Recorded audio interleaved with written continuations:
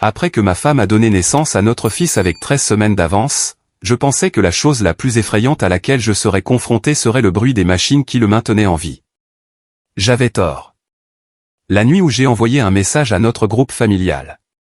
Nous sommes en Usain. Priez pour nous. Ma tante a répondu avec des photos de vacances d'Hawaï. Personne n'est venu. Ni mon père, ni mes cousins, pas même les gens qui juraient que la famille signifiait tout. 4 semaines plus tard, j'étais assis à la cafétéria de l'hôpital en train de manger un sandwich froid quand mon téléphone s'est allumé avec 62 appels manqués et un message de mon frère qui m'a glacé le sang. Réponds. C'est grave. Je l'ai fait. Et puis je suis d'Axon Ridge et voici mon histoire. J'avais l'habitude de penser que les matins calmes étaient la preuve que la vie s'était enfin installée dans quelque chose que je pouvais maîtriser. Je lassais mes chaussures de course et prenais le sentier de Bent Creek avant le lever du soleil. L'air de la montagne encore humide, le monde encore à moitié endormi. Mon médecin m'avait dit un jour de réduire le stress pour le bien de ma reine. Alors, je gardais un petit carnet dans ma poche à chaque course, chaque battement de cœur, chaque once d'effort y était consigné. Ce n'était pas juste une habitude. C'était le contrôle, ou l'illusion du contrôle. Et une partie de moi savait déjà que le contrôle serait la première chose à m'échapper. De retour à son appartement de 2 chambres à West Asheville, ma reine serait assise à la table de la cuisine, palme et déterminée. La grossesse n'avait pas été facile pour son corps, pas après 3 fausses couches qui avaient creusé des cicatrices invisibles en nous deux. Pourtant, elle souriait faiblement, repoussant ses cheveux en arrière tandis que je posais des œufs et du pain grillé sur la table. Sur le réfrigérateur, soigneusement collé, se trouvait l'échographie en noir et blanc de Rowan, un nom que nous chuchotions bien avant qu'il ne soit réel. Je regardais cette photo chaque matin et l'imaginais en sécurité, à terme, stable dans nos bras. Je pensais que partager cette joie rapprocherait la famille. J'ai changé la photo de couverture de la discussion de groupe familial pour l'échographie de Rowan et j'ai tapé « Tout va bien jusqu'à présent ». Les réponses sont arrivées au compte-gouttes, comme des gouttes de pluie sur le béton. Un pouce levé de la part de papa. Un poli, c'est bien, d'Hélène. Le silence de la plupart. Puis Carla a posté un lien sur les grossesses à haut risque après 30 ans, ajoutant « J'espère que vous êtes prêts pour les complications ». Ça m'est tombé comme une pierre sur l'estomac. Les dîners du dimanche chez mon père dans la banlieue d'Asheville avaient toujours été des champs de mine. Il se penchait en arrière sur sa chaise, un verre de bourbon à la main, me rappelant que mon travail de marketing en freelance n'était pas vraiment stable. Hélène souriait poliment, plus spectatrice qu'alliée. Carla adorait comparer, la fille de sa cousine avait eu une grossesse sans problème, de la discipline, pas comme ça. Je continuais à mâcher mon poulet rôti pendant que Bernice, la seule à arrondir les angles, riait maladroitement et disait « Chaque bébé arrive en son temps ». Je voulais crier que ce bébé était déjà un miracle.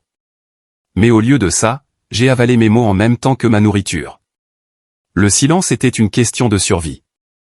Ce soir-là, ma reine et moi avons établi ce que nous appelions les « règles rouges » pour le dernier trimestre, pas de stress inutile, chaque décision médicale notée par écrit, 8 heures de sommeil si possible. Je les ai consignées dans le même carnet que j'utilisais pour mes courses, à côté des entrées quotidiennes sur la tension artérielle de ma reine et ses vitamines.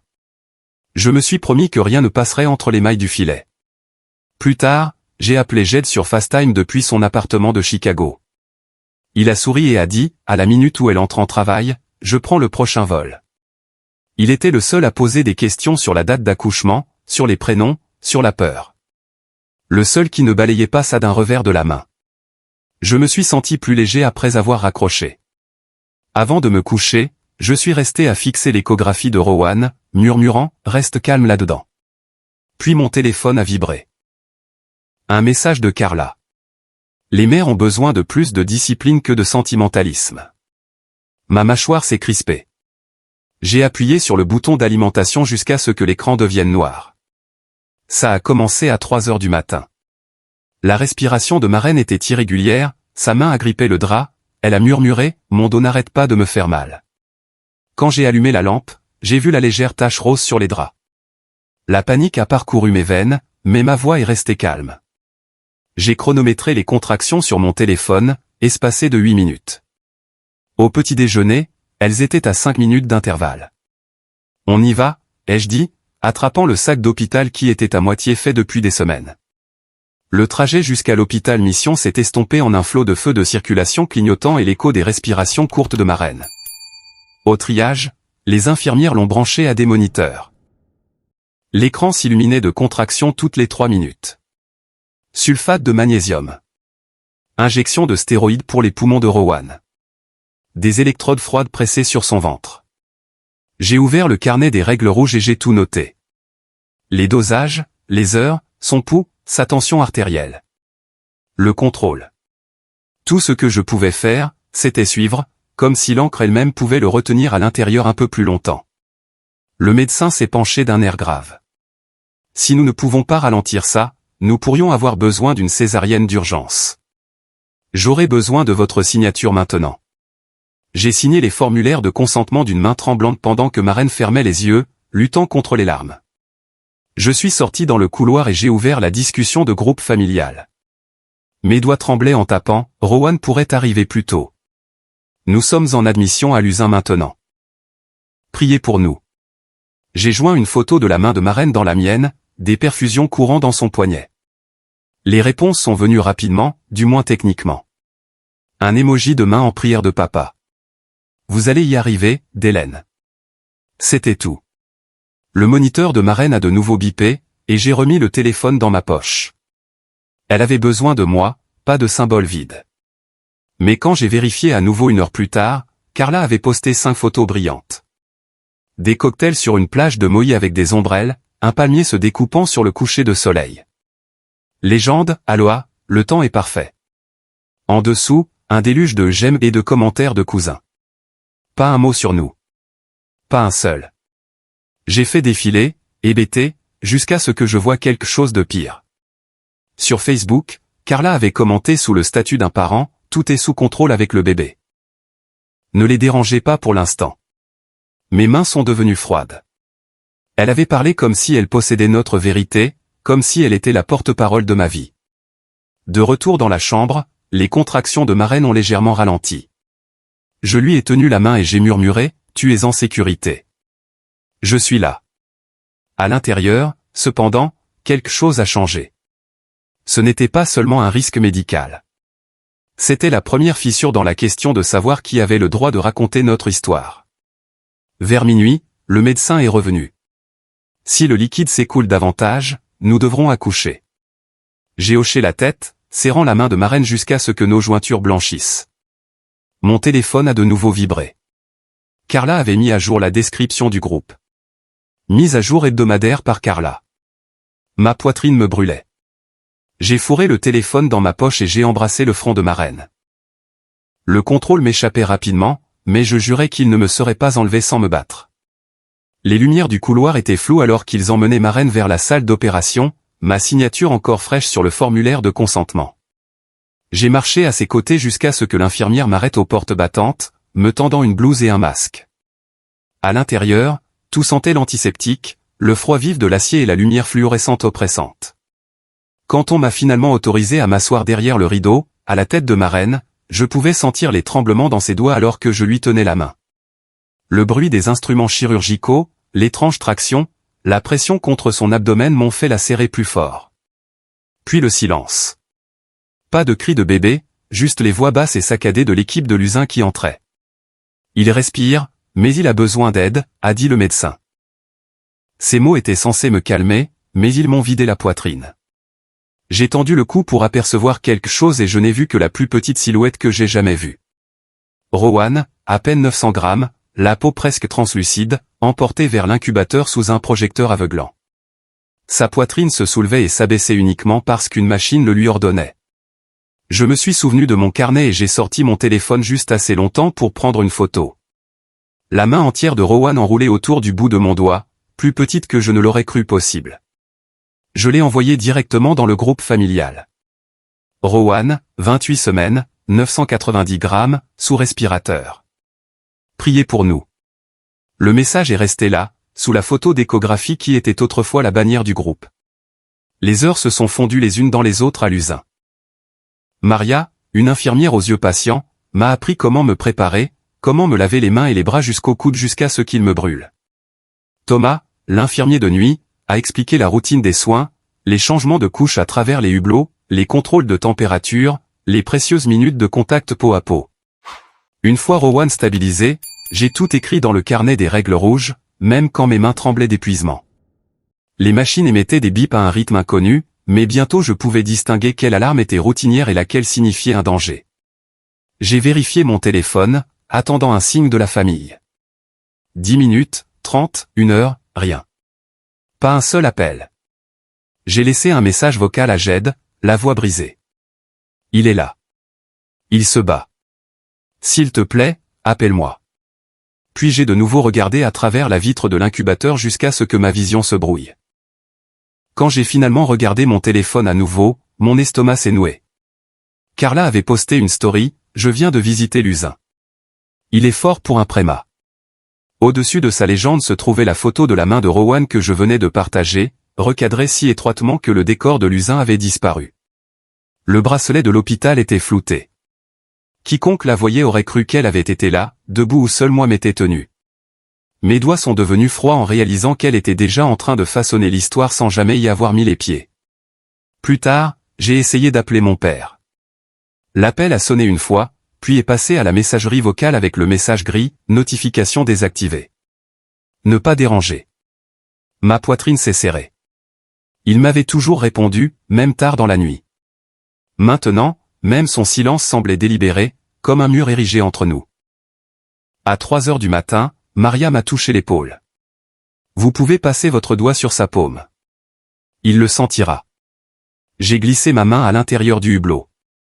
Les doigts minuscules de Rowan se sont refermés sur moi. La plus faible des prises, mais assez forte pour me retenir là. Mon téléphone a de nouveau vibré, cette fois-ci c'était Jed. Je n'ai pas quitté mon fils des yeux en répondant. Elle n'est jamais venue ici, ai-je murmuré, les yeux fixés sur Rowan. Tout ce qui se passe ici n'a rien à voir avec ce qu'on leur raconte. Les jours se sont succédés sous le bourdonnement fluorescent de l'usin. Chaque matin à 8 heures, j'étais là pour les soins, griffonnant des chiffres dans le carnet. Le poids de Rowan, sa saturation en oxygène, combien de millilitres de lait il réussissait à prendre par la sonde d'alimentation. 990 grammes sont devenus 1,1 kg. Chaque gramme semblait un miracle. Entre les soins, je m'asseyais dans le fauteuil près de son incubateur, lisant des livres pour enfants à voix haute, prétendant que ma voix pouvait recoudre les fils fragiles de ses poumons. La vie en dehors de l'usin semblait se rétrécir. Toutes les 3 heures, je disparaissais dans la salle de Tirley avec ma reine, écoutant le ronronnement silencieux des Tirley et les douces conversations des autres parents de l'usin. Sarah avec ses jumeaux à 26 semaines, Monica, dont le bébé était atteint du syndrome de Down, Jessica dont la fille avait une malformation cardiaque. Ils comprenaient d'une manière que ma propre famille ne comprenait pas, « Nous sommes ta famille ici », m'a dit Sarah une fois. J'ai souri, reconnaissant, mais il y avait de l'amertume sous ce sourire. Ce n'était pas censé être des étrangers qui comblaient ce vide. La nuit, après que ma reine se soit enfin endormie dans le salon des parents, je parcourais mon téléphone. Papa et Hélène souriant à un concert. Carla postant une table de dîner bondée de cousins, les verres de vin levés. Des photos du chalet au bord du lac le week-end, des rires figés dans des cadres numériques. Tout ça pendant que la poitrine de mon fils se soulevait et s'abaissait sous un respirateur 2 étages en dessous de moi. J'ai verrouillé mon téléphone et j'ai plutôt fixé les moniteurs de l'usin. Au moins, eux me disaient la vérité. Un soir, Jed a appelé. J'ai parlé à papa, a-t-il dit, la voix basse. Il a dit que Carla lui avait dit que vous alliez bien, que vous ne vouliez pas de visiteurs. Ma gorge s'est nouée. Elle a dit quoi? Jed a hésité. Elle a juré qu'elle vous rendait visite. Elle a dit que tu étais trop stressé pour prendre des appels. Papa l'a cru. J'ai failli rire, mais c'est sorti comme quelque chose qui ressemblait plus à un étouffement. Il n'a jamais mis les pieds ici, Jed. Pas une seule fois. Le lendemain, Jed m'a envoyé une capture d'écran d'une autre discussion de groupe familial dont j'ignorais même l'existence. Mon cœur s'est serré. Il y avait la photo de Rowan, celle que j'avais envoyée, postée par Carla avec la légende « J'ai pris ça pendant ma visite aujourd'hui ». C'est un vrai combattant. Les commentaires en dessous débordaient d'éloges pour son dévouement. Aucun d'eux ne réalisait qu'elle avait volé chaque mise à jour, chaque photo de moi, la tordant pour en faire son propre récit. Quand j'ai demandé à Maria à la réception, elle a secoué la tête. Aucune Carla Whitlow sur la liste des visiteurs. Seulement vous et votre femme. Sa certitude était comme une lame dans ma poitrine. Ils pensaient tous qu'elle avait été là, assise à côté de moi, alors que j'avais été seul tout ce temps. Cette nuit-là, alors que le moniteur de Rowan émettait des bips réguliers, j'ai remarqué le contact de mon père sur mon téléphone réglé sur ne pas déranger. Une ligne grise sous son nom. C'était un petit détail, mais il me disait tout. Il n'avait même pas voulu voir mes messages. Carla avait dit de ne pas nous déranger. Et il avait obéi. J'ai ouvert la discussion de groupe familial et j'ai tapé lentement, délibérément, Rowan a besoin de présence. 2 places de visiteurs sont encore disponibles. Quiconque veut venir est le bienvenu. J'ai fixé l'écran. 10 minutes, 30, 1 heure, rien. Juste le curseur clignotant attendant une réponse qui n'est jamais venue. J'ai verrouillé le téléphone, je l'ai posé face contre la chaise à côté de moi et je me suis penché jusqu'à ce que mon front touche la vitre de l'incubateur. Les machines continuaient de bourdonner. Le monde continuait de bouger, mais à l'intérieur de moi, le silence est devenu assez fort pour m'écraser la poitrine. La journée a commencé tranquillement, d'un calme presque trompeur. Rowan avait finalement dépassé la barre des 1,3 kg, une étape à laquelle chaque parent de Luzin s'accroche comme à une promesse. Le docteur Patterson a souri en me disant que Rowan serait peut-être assez fort pour son premier bain à l'éponge d'ici le week-end. Pendant un instant, les bips des moniteurs ont sonné moins comme des alarmes et plus comme une berceuse. Je voulais appeler ma reine sur le champ pour lui dire que notre fils prenait du poids, mais avant que je puisse composer le numéro, mon téléphone s'est allumé comme une fusée de détresse. 62 appels manqués, 28 textos non lus, 9 messages vocaux empilés les uns après les autres, la plupart de Jed. Mon estomac s'est contracté en glissant pour répondre. Dax. Sa voix était sèche, à bout de souffle. Où diable étais-tu? Bernice a eu un accident de voiture. Elle est à l'hôpital Mémorial. Toute la famille est ici et se demande pourquoi tu n'es pas venu. Je me suis figé au milieu de la cafétéria, mon sandwich intact devant moi. De quoi tu parles? J'ai été ici toute la journée, Jed. Avec Rowan. Je n'ai pas quitté Mission une seule fois. Jed a fait une pause, puis a lâché les mots qui m'ont coupé le souffle.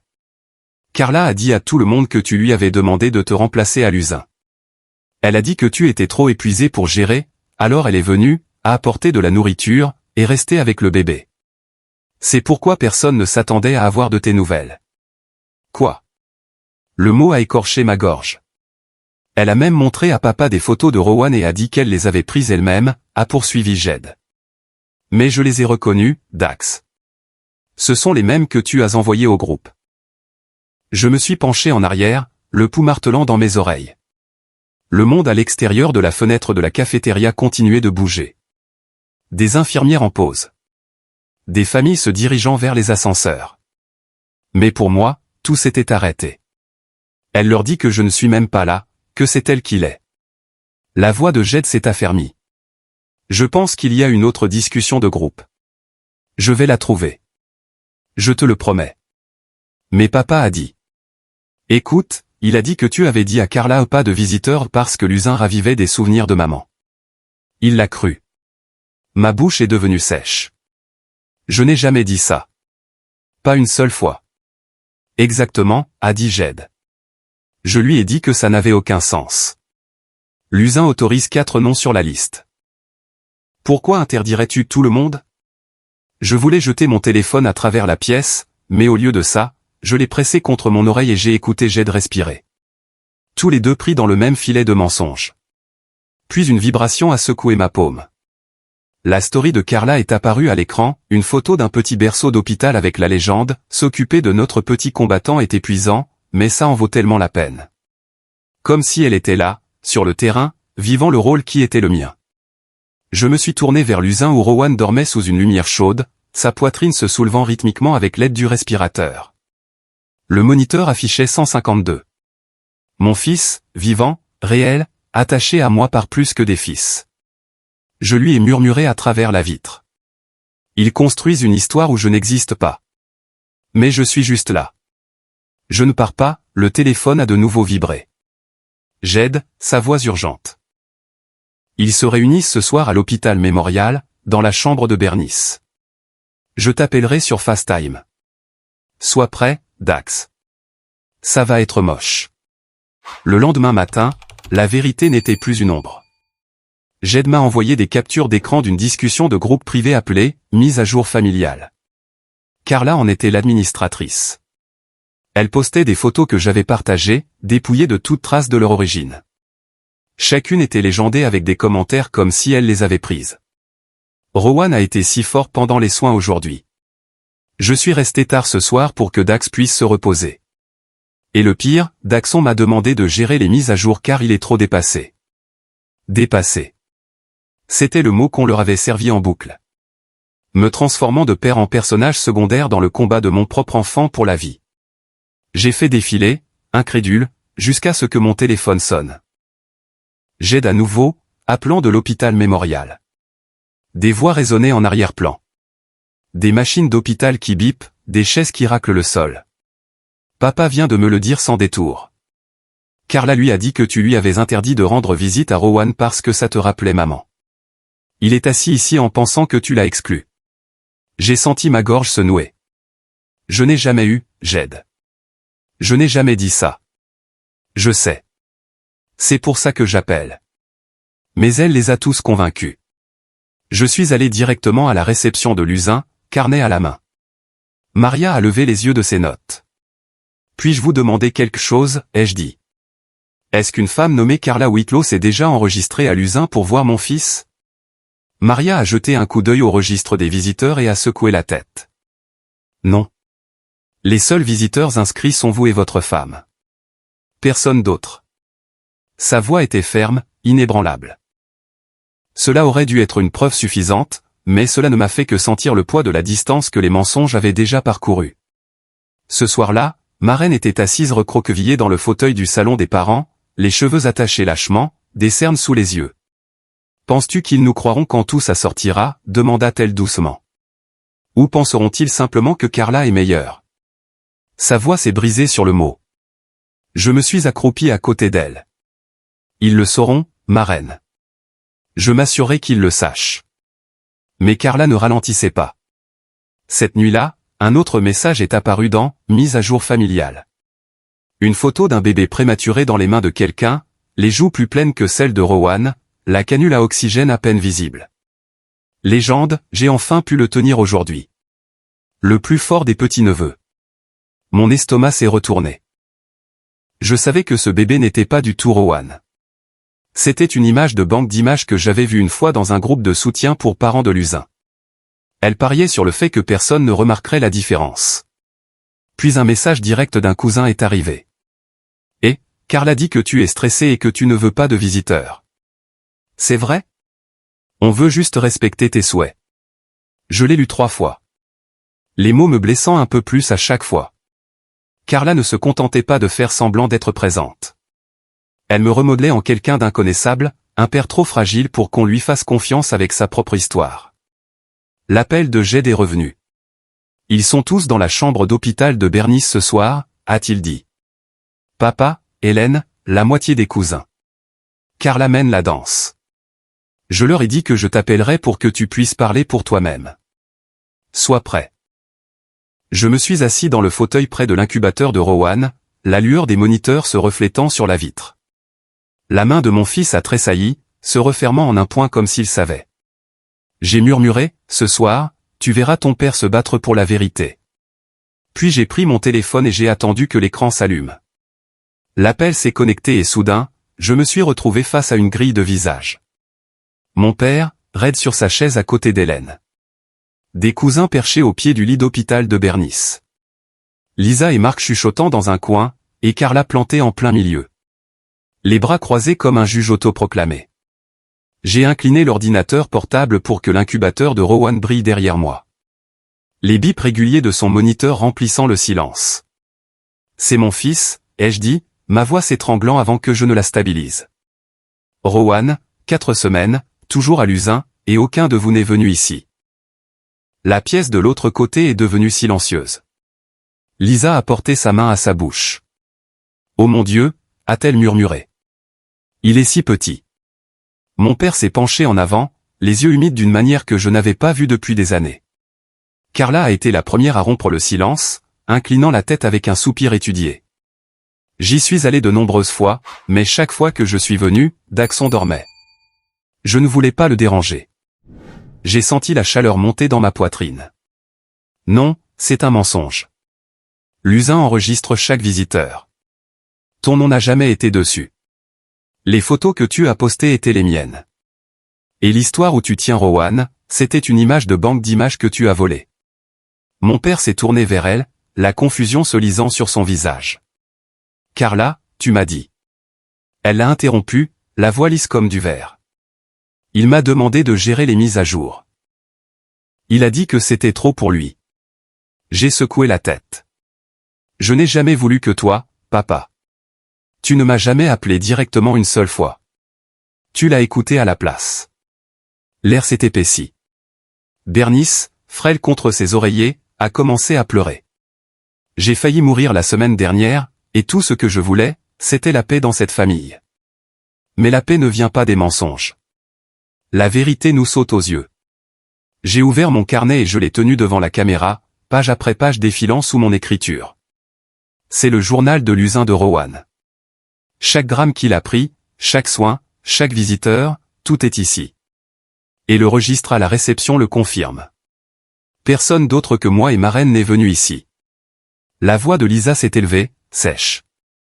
Carla m'a dit que je ne pouvais pas venir parce que l'usin était pleine. Elle a dit que les places étaient prises. Maintenant je vois qu'elle n'a jamais mis les pieds à l'intérieur. La pièce de leur côté a éclaté. Mon père a frappé sa main sur la table, surprenant Hélène. « Tu m'as volé ma chance de voir mon petit-fils !» a-t-il hurlé à Carla. Son visage s'est durci. Je protégeais cette famille du drame. Daxon adore se poser en victime. Ces mots ont atterri lourdement, presque convaincants dans leur certitude froide. Mais je n'ai pas bronché. Je n'ai pas besoin que vous me croyiez. J'ai juste besoin que vous regardiez le registre de l'usin. La vérité y est écrite. Et à partir d'aujourd'hui, seules les personnes qui se présentent en personne, avec respect, auront une place dans la vie de Rowan. J'ai mis fin à l'appel, le cœur battant la chamade, les échos des cris résonnant encore à travers le haut-parleur. Derrière moi, Rowan a bougé, sa petite main se fléchissant comme pour me rappeler pourquoi ce combat valait vraiment la peine. Le lendemain matin, j'ai rempli les papiers avec l'employé de l'usin. 4 noms sur la liste des visiteurs. Le mien, celui de ma reine, celui de Jed et celui de mon père. Pas de Carla. Pas d'exception. Ma main tremblait en signant. Mais quand j'ai regardé Rowan à travers la vitre, la paix s'est installée dans ma poitrine. J'avais enfin tracé une ligne. Jed est arrivé 2 jours plus tard, directement de l'aéroport, sa valise encore à ses côtés. Maria l'a aidé à mettre une blouse, et quand il a glissé ses mains dans l'incubateur, les petits doigts de Rowan se sont enroulés autour des siens. Les larmes de Jed ont coulé librement alors qu'il murmurait « Il est réel, Dax. Il est magnifique. » J'ai pris une photo, pas pour les réseaux sociaux, pas pour les mensonges de Carla, mais pour la garder dans notre propre album de famille. Plus tard cette semaine-là, papa et Hélène sont venus. Pour la première fois, j'ai vu mon père se tenir maladroitement au-dessus du lavabo, se frottant les mains jusqu'au coude comme un débutant. Il s'est penché sur l'incubateur, la voix tremblante, et a lu un livre pour enfants sur les ours à Rowan, son baryton profond remplissant l'air stérile. Hélène a plié les vêtements pour prématurer qu'elle avait apportés, les rangeant soigneusement par taille. Leur visage portait la culpabilité, mais aussi quelque chose que je n'avais pas ressenti depuis longtemps, une intention. Ils étaient vraiment là. Puis Carla est arrivée. Elle s'est présentée à l'entrée de l'usin avec un ours en peluche géant serré contre sa poitrine. La voix assez forte pour que tout le hall l'entende. Je suis sa tante. J'ai le droit de le voir. La sécurité m'a appelé. Je l'ai rencontré près du bureau, le cœur battant, mais la voix calme. Tu n'as plus ce droit. Tu l'as perdu quand tu as menti à tout le monde. Elle a ricané, les yeux se tournant vers le garde. La famille se retournera contre toi. Tu verras. J'ai soutenu son regard. La famille ne t'inclut plus. Ils peuvent choisir par eux-mêmes. Toi, non. Son visage s'est tordu, mais elle s'est retournée et est partie en trombe, l'ours en peluche abandonné sur le banc. Cette nuit-là, ma boîte de réception a sonné avec un long email de sa part, dégoulinant d'apitoiement, me blâmant d'avoir divisé la famille. Je l'ai lu une fois, puis je l'ai supprimé sans répondre. Des messages de cousins sont arrivés au cours des jours suivants. Nous sommes désolés. Nous l'avons cru trop facilement. Nous ne savions pas que tu étais seul tout ce temps. Leurs mots n'effaçaient pas les dégâts, mais ils les reconnaissaient. Bernice m'a appelé de son lit d'hôpital. Carla a été jalouse de ta mère pendant des années. Elle a juste trouvé une nouvelle façon de se déchaîner. Ne la laisse pas empoisonner ce que tu as construit avec Maren et Rowan. Le moment le plus difficile est arrivé quand mon père s'est assis en face de moi dans le salon des parents. Il s'est raclé la gorge.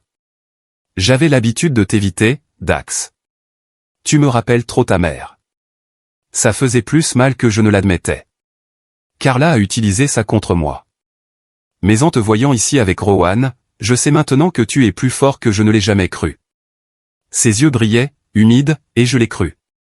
Cette nuit-là, alors que je glissais ma main dans l'incubateur, les doigts de Rowan se sont serrés fermement autour des miens. Pour la première fois, je ne me sentais pas comme un homme qui se battait pour avoir la permission d'exister dans sa propre famille. Je me sentais comme un père qui avait fixé les règles, qui avait tracé les limites, claires et nettes. Carla pourrait revenir. Elle pourrait réessayer. Mais je savais qu'avec Jed à mes côtés et mon père enfin présent, je ne serais pas seul quand elle le ferait. La lumière du soleil de l'après-midi se déversait à travers les fenêtres du salon de Bernice, chaude et dorée, projetant de longs faisceaux sur le tapis. C'était la première fois depuis des mois que notre famille se réunissait en dehors des hôpitaux, et l'air bourdonnait d'un soulagement prudent. Bernice, encore meurtrie et bandée, était assise dans un fauteuil près de la fenêtre. Ses enfants, Lisa et Marc, planaient près d'elle, s'occupant des oreillers et des couvertures. Maren et moi sommes entrés discrètement. Rowan était resté à la maison avec une infirmière de l'usin, mais je portais une photo récente sur mon téléphone comme si c'était un bouclier. Tout le monde a souri en nous voyant. La voix de Bernice était fine mais stable. Je ne pensais pas vivre pour voir ce jour. Je suis contente que vous soyez venus. Pour la première fois depuis longtemps, la chaleur semblait authentique. Les cousins offraient des étreintes. Hélène a tendu une assiette de nourriture à Maren avant même qu'elle ne s'assoie. Et même les yeux de mon père se sont adoucis quand il m'a regardé. À un moment donné, Lisa s'est penchée, baissant la voix. Quand pourrons-nous rencontrer Rowan pour de vrai? Quand il sera assez fort, ai-je dit doucement. Et quand je saurai que les gens autour de lui se présentent avec plus que des mots. Cela doit se mériter par la présence. C'est à ce moment-là que Carla est apparue à mes côtés. Elle avait rôdé en arrière-plan toute la soirée, attendant le bon moment. Dans la cuisine, elle s'est approchée avec son sourire familier qui n'atteignait jamais ses yeux. Eh bien, Dieu merci, tout est fini maintenant. Le bébé va bien. Tu vas bien. On peut passer à autre chose. J'ai posé mon assiette et je lui ai fait face. Non, Carla. Ce n'est pas fini. Il ne s'agissait jamais seulement de la santé du bébé. Tu as menti à la famille, volé des photos de mon fils et nous a laissés seuls à l'usin pendant que tu faisais semblant d'être là. Elle a haussé les sourcils, la voix sèche mais feignant toujours l'innocence. Je l'ai fait pour protéger tout le monde du drame. Tu sais comment tu peux être. Je me suis rapproché, gardant ma voix calme. La famille, ce n'est pas une question de lien du sang. C'est une question de qui se présente quand la porte se ferme. Ce n'était pas toi. La pièce est devenue silencieuse alors que Bernice parlait depuis son fauteuil. Carla, je ne peux pas pardonner ce que tu as fait. Je me suis tué avant pour maintenir la paix, mais une paix construite sur des mensonges ne vaut rien. Des murmures ont parcouru la pièce. Un cousin a pris la parole. Tu nous as dit de ne pas venir. Tu as dit que Dax ne voulait pas de nous. Maintenant, nous savons. Les murs de la façade de Carla se sont fissurés. Elle a serré son verre de vin, puis l'a posé brutalement sur le comptoir. Son visage a rougi alors qu'elle crachait, très bien. Croyez l'histoire que vous voulez. J'ai essayé de maintenir cette famille unie, mais vous regretterez de m'avoir poussé dehors. Elle s'est dirigée vers la porte, laissant l'ours en peluche qu'elle avait autrefois apporté à l'usin encore affalé dans un coin. Le silence qui a suivi était lourd, rompu seulement par le soupir de Bernice. Je suis retourné dans le salon, j'ai levé mon téléphone et j'ai montré la dernière photo de Rowan, les yeux fermés, enveloppé dans une couverture, minuscule mais prospère. C'est mon fils, et c'est ma famille. Les gens ici qui choisissent de se tenir à nos côtés, pas seulement de raconter de loin. Des applaudissements se sont élevés, doux mais réguliers, remplissant l'espace de quelque chose de réel. Pour la première fois depuis des mois, j'ai senti l'air s'éclaircir. Une semaine plus tard, le jour est enfin arrivé. Rowan pesait 2,3 kg, assez fort pour respirer sans machine, assez stable pour quitter l'usin. Maria nous a accueillis à la porte avec les papiers de sortie et un sourire qui portait à la fois fierté et avertissement. Vous avez appris tout ce dont vous avez besoin, Daxon. Faites-vous confiance. Vous êtes prêts. J'ai tenu Rowan contre ma poitrine, ses petites respirations réchauffant ma chemise. Et pour la première fois depuis le jour de sa naissance, j'ai senti le monde s'ouvrir au lieu de se refermer. La main de Maren s'est glissée dans la mienne, sa prise ferme. Nous avons franchi les portes de l'usin une dernière fois, les bips s'estompant derrière nous. Chaque pas en avant ressemblait à une traversée, une ligne entre la peur et une nouvelle sorte de vie. Quand nous sommes arrivés à notre appartement à Asheville, Jed attendait. Il avait accroché de douces lumières jaunes dans la chambre de bébé, une lueur chaude accueillant Rowan à la maison. Sur la commode, des vêtements pour prématurés étaient soigneusement pliés. Dans le réfrigérateur, des repas préparés par papa et Hélène, qui étaient passés discrètement ce matin-là, attendaient. Pas de discours, pas de grands gestes, juste une action silencieuse. C'était le genre de présence que j'avais imploré il y a des mois. J'ai déposé doucement Rowan dans le berceau, les lumières projetant un halo doré autour de lui. Maren a pressé son front contre le mien. Nous sommes vraiment à la maison, a-t-elle murmuré. J'ai ouvert mon ordinateur portable pour un appel vidéo avec Bernice. Elle a souri largement, saluant de son bras bandé. Il a l'air fort, Dax. Tu as bien fait. Des fleurs des mers de l'usin sont arrivées cet après-midi-là, égayant la pièce de couleur qui surpassait n'importe quel poste familial mis en scène que j'avais vu en ligne. Alors que la maison se calmait et que Rowan dormait, j'ai regardé le cercle qui restait. Jed sur le canapé. Papa déposant les courses. Hélène pliant des couvertures. Maren somnolent à côté du berceau. C'étaient ceux qui avaient choisi d'être là. C'étaient ceux qui avaient mérité le mot famille. Dans le calme, la voix de mon père a percé. Fils, a-t-il dit doucement. Je suis fier de la façon dont tu les as protégés. J'aurais dû te le dire il y a longtemps. Ma gorge s'est serrée, mais j'ai hoché la tête. Ces mots avaient manqué à toute ma vie, mais maintenant ils atterrissaient comme un baume cicatrisant. Je me suis assis près de Rowan. Le carnet des règles rouges fermé à côté de son lit, et j'ai murmuré, tu grandiras en sachant que la famille n'est pas garantie. Elle est choisie. Elle est prouvée et on se bat pour elle. Tu sauras que tu as été aimé dès le début et que ton père n'a jamais laissé personne écrire ton histoire à part nous. J'ai regardé sa petite poitrine se soulever et s'abaisser. Le berceau baigné de lumière dorée, le bourdonnement de la vie à l'extérieur de notre fenêtre. Pour la première fois, la paix n'était ni empruntée ni suppliée. Elle était à nous. Quand je repense à tout, au repas solitaire à la cafétéria, au silence de mon téléphone quand j'implorais de l'aide, aux mensonges qui ont fait de moi un fantôme dans ma propre histoire, je réalise qu'il ne s'agissait jamais seulement de survivre à l'usin. Il s'agissait de découvrir qui se tient vraiment à vos côtés quand la vie vous dépouille de toute excuse.